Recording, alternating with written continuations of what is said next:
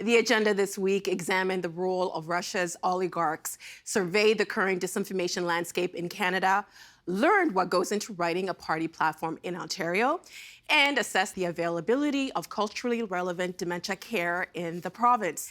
The agenda's Week in Review begins looking at Russian President Vladimir Putin's motivations in launching the war in Ukraine. What do you think of the perception that Americans want to be loved, Russians want to be feared? Well, I would say the Russians seem to be having more success in their goals than the Americans are, if that is the goal. I do think there is a sense in Russia that the world is a dangerous place. You think about Russian history, some of the dangers, it's true, have come from inside Russia, like the Communist Party, but a history of invasion, a history of sort of constant threat from East and West, sense today, whether it's from Islamist terrorists and rebels in the South, China in the East, NATO and Europe in the West. There is a kind of a sense that the wagons need to be circled, the people are in danger, and maybe we are safer if others fear us. I think that's there. But let's not forget this other Russia. There is a liberal Russia. There is a humanistic Russia.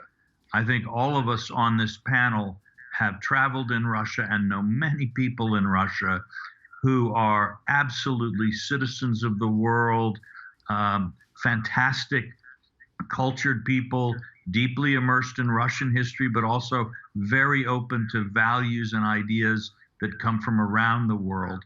And to simply say that Putin and the Putinistas are Russia is to concede a point I really don't think we should ever concede. Understood, and absolutely fair point. Yvonne, again, you being over there and in the midst of all of this, I want to try this on with you. We've heard, I mean, there have been some very unusual examples of anti-Russian behavior since this war started. Everything from calls in Canada and the United States to prevent Russian hockey players from playing even junior hockey, let alone in the National Hockey League, to restaurants not wanting to serve Russian people, to vandalism at Russian restaurants. Anyway, we're seeing lots of examples of this. How do you sense the rising hostility to Russians from your perch in Europe? Listen, you have it, and to be honest, I very much agree with Walter, and I'm very much worried by this. First of all, there are Russians in Russia who oppose the war. There are almost 2 million people that signed different petitions. You cannot imagine what kind of a risk these people are taking.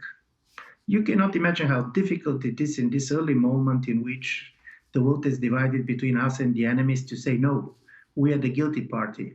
And when we're not trying to distinguish between those people who are basically trying to defend basic human values in this situation and treating them simply like Russians, I do believe this is the worst that we can do about the future relations with post-Putin Russia. Nevertheless, when this post-Putin Russia is going to arrive, and nevertheless how it's going to look. I was recently talking to a close friend of mine. She's a cultural figure. She started one of these first petitions, and she said, when I was in Russia, I was treated as if I'm a Ukrainian because I'm a traitor. And then when I went out of Russia, I was treated like a Russian. My credit card didn't work. People basically who don't know me doesn't want to speak to me.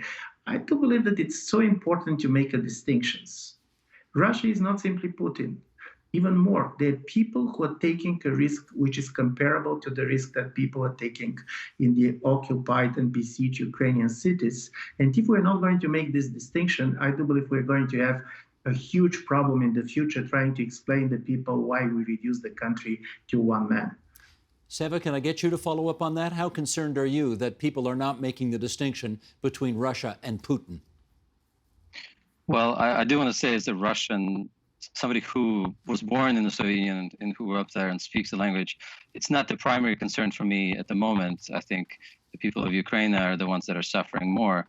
But as with anywhere, collective guilt is a very bad place to go historically.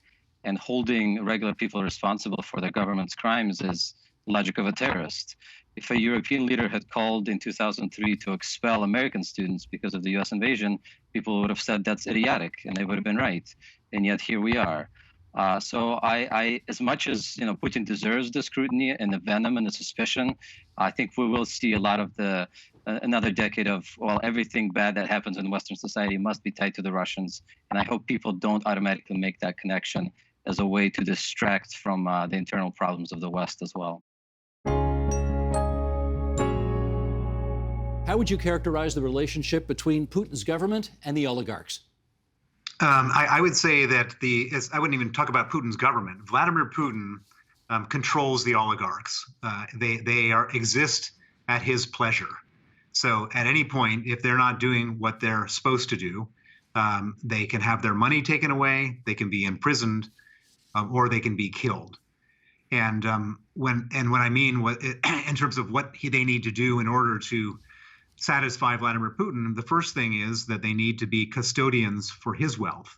And so when you look at an oligarch offshore and you say they have $20 billion, that's not all theirs. 10 of it belongs to Vladimir Putin. And so these people play a very important role for Vladimir Putin, which is the custodian of his offshore wealth. And they also do whatever they're asked to do when they're asked to do it. Christy, could you follow up on that? Because I think we need to better understand how it is that if they're holding on to so much of his money, how is it he has so much control over them rather than vice versa?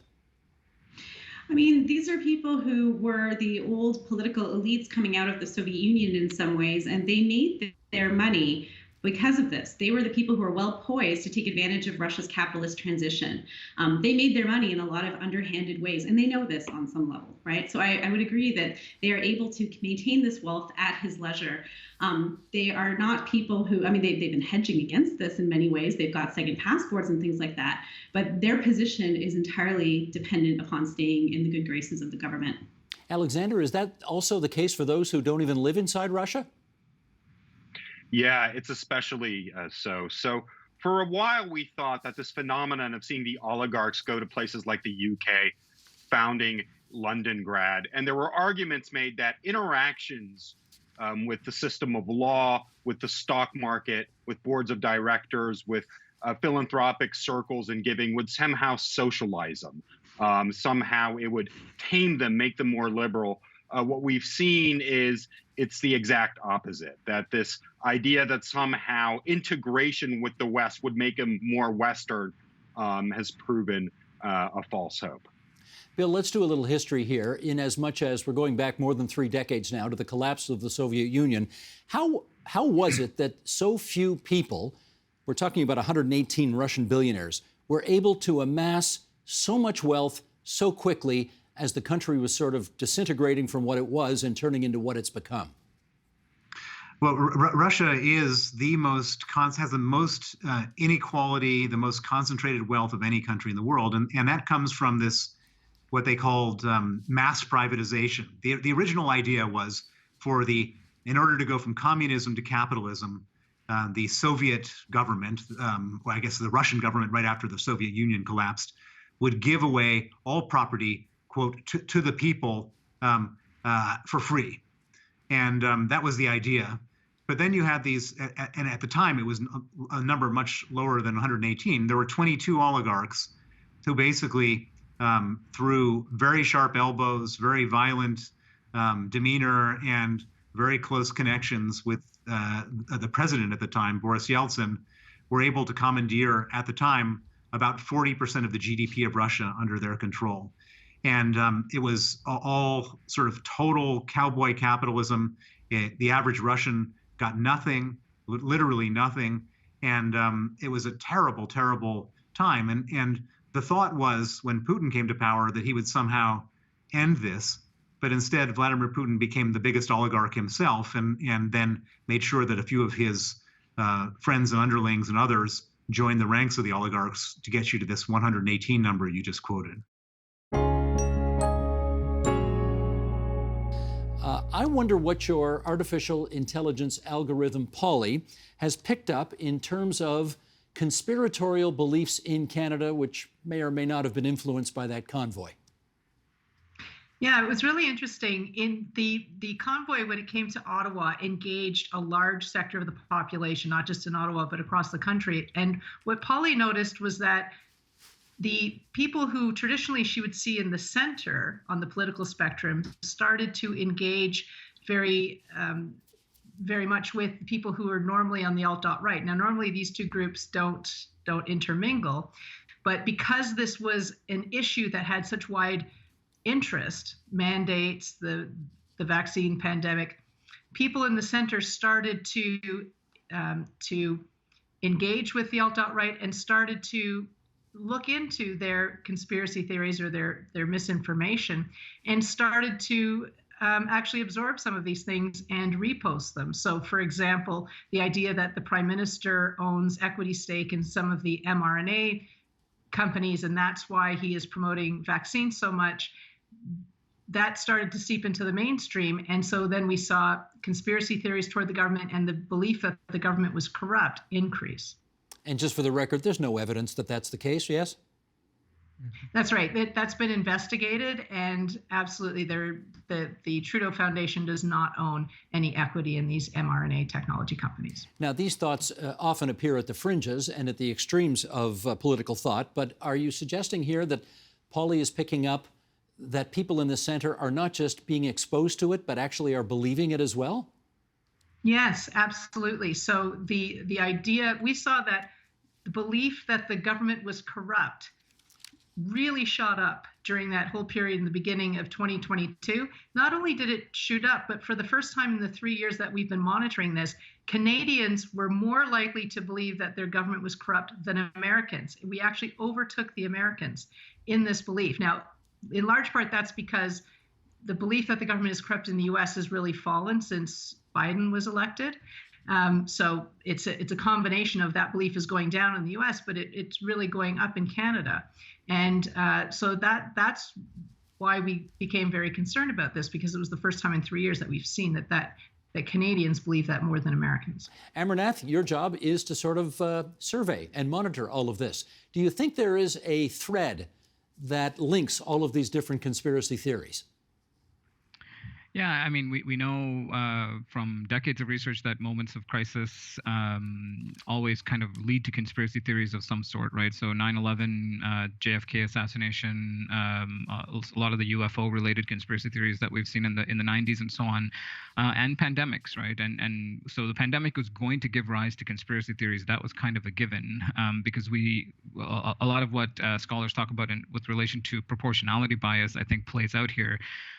That a big event must have a big cause of some kind, right? That a bunch of guys with box cutters couldn't have brought down, couldn't have brought America to its knees. A guy in the book depository couldn't have assassinated a living president, and so on. And so this idea that random or large events must have equally large causes, I think, drives a lot of these kind of distrust and conspiracy theories that we've seen. Mis and disinformation needs both a supply and a demand. And of course, we have a similar demand in Canada to these kinds of things as in the US. I mean, we're no different to being susceptible to this kind of false information. But with elections, there just wasn't enough supply. There weren't enough people who wanted to spread this kind of content during an election. Whereas now with COVID, because of the American market and our proximity to it, there was a huge financial incentive for people to create this supply of mis and disinformation and conspiracy theories around COVID. And because we're so connected, that seeped in through what we call in our work misinformation pathways into the Canadian market. Back in the 1990s, the Liberals came out with something called their Red Book. This is federally, Jean Chrétien, and there's no question it helped them win. The progressive conservatives under Mike Harris in the middle 1990s came out with a common sense revolution. Again, no question it helped them win. 4 years ago, Doug Ford's conservatives didn't have a platform at all, and yet they won. So the question, Michael, start us off. Is a platform really all that crucial to a party's electoral success? I mean, I think it is. I think it's one of those incredibly important elements, but I would sort of underline elements. I mean, it is it's one piece, and I think what's important in the two documents that you mentioned, in many ways, it was less the specific content in the documents than the direction that the document signaled to the electorate. And that's one of the key pieces of a platform. I hear a lot of average voters say, I can't make up my mind till I read the platform. And with all due respect, not a lot of average voters read the platform. But they do take from the platform and how it's analyzed a very, very strong signal about what they can expect in terms of a potential government's values, its priorities, et cetera. So important, yes, but one of many ingredients that go into helping voters decide which way they're going to go on election day. Kate Graham, how about you? You've spent an awful lot of your life over the last many months putting together the Liberals' platform that they will take to the voters in less than 100 days. How important do you think it'll ultimately be, and whether the Liberals are successful? So you won't be surprised to hear me say this, but I think it's enormously important. And not just the document, but more importantly is how we got there. So Ontario Liberals, as you know, we got a very clear message from voters in 2018, and we have spent the better part of the last 4 years listening, reconnecting with people, and really trying to get a sense of what matters to people and appreciating the change realities that a lot of people are living through right now. So that has meant everything from surveys of thousands of people, not just Liberals, looking for good ideas. It's meant Zoom calls of 1,000 people where we stay on till the last person who wishes to speaks. It's meant a lot of quiet conversations with experts and stakeholders and particular communities. We are listening and building a platform that I believe will respond to what people are looking for right now. So the platform matters, but where I started, and I very much believe that the process of getting there, bringing people together, providing a meaningful opportunity for people to speak up about the things that they care about, that's what politics is supposed to be all about. So building a platform can be this amazing opportunity to give people a chance to have their say and put their fingerprint on a plan that represents, a better path forward for us as a province. Abhijit, how about you on that? Yeah, I think the fact that the 2018 election won Doug Ford a victory over something like buck of beer was incredibly troubling. But I think it's not something as an indicator of what's to come. But I think more so, I think it was a factor about the sheer huge anti-incumbency factor that was weighted against the Win Liberal government. But I think a platform is absolutely crucial because, as Michael, as my fellow panelists pointed out, there are massive vision that you're put forth towards voters about who the party is, what the leadership is like, and what kind of ideas that they're going to be putting forward, and that is a good indicator of where that party currently is and what kind of government they will be forming. For us Greens, we recognize that we won't be forming the next government. Probably, politics is strange and stranger things have happened. But we recognize that we want to be an important part of a minority government that comes about in 2022 in June. And what kind of partners will Greens be in that minority government? That's the kind of vision that we put forward. We're hearing this term culturally safe and appropriate care, and it really comes to the essence of making sure we understand who is the person that we're working with. Because while we might even just look the same, we all have different lived experiences. We might have different cultural backgrounds and needs. We may have different experiences of trauma, and understanding who the person is, what experiences they have, understanding their cultural preferences, their dietary preferences. These are all ways in which we can provide what we call cultural safe and appropriate care. Everything from the language we use, the food we serve, the way in which we interact with something. These are all ways in which we express what we call culturally safe and appropriate care. Navjot, I'm going to get a follow-up on that. What does that exactly look like in a care setting? So in a care setting, for example, if we take an example of a long-term care home, that would be having recreation services which are culturally appropriate. For example, right now, if we look at the way recreation services are set up, they're mostly like bingo and, reminiscing about old 30s and 40s, which are embedded in Western culture. So not really specific, as well as, the services in terms of the food that's being provided there, even though there are ethnically specific cultural homes that do cater to individual needs. The wait times are long and they're not that readily available. Samira, I want to follow up with you. Who exactly determines what is a culturally appropriate care setting? Well, right now, it really depends on the organizations that may be funded or organize themselves to provide that. So the government of Ontario, for example, or in other jurisdictions don't necessarily determine who can provide this type of care or how they can provide it, but they can certainly enable it. Because, for example, if you're an ethnocultural community and you say, we would like to build a home that's providing care for Italian Canadians or South Asian Canadians, for example, you can provide that privately, you can organize it yourself through donations, or you might be able to receive government funding that helps you to provide services like long-term care services, adult day programs, other things. So it really is kind of a partnership in some ways between members of a community determining what type of care they want to provide, and sometimes the government that will enable the provision of that care. So it can be, so nobody specifically determines that. And that's why you can see a huge variation in the availability and the quality and types of culturally appropriate and safe care that's available across Canada and specifically in Ontario.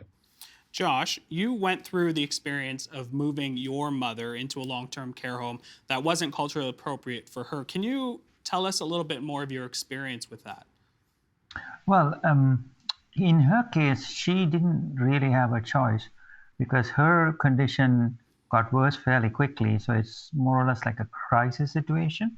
So from the hospital, they had to find a place because the way they explained to me was a flight risk, meaning she needed to be in an environment where there is access controls, limits the ability to leave. So she ended up being in an Alzheimer's ward. So there's a lot of restrictions, and basically in that situation, she was literally in jail because there was nothing in her background that sort of associated with it. So it was very difficult.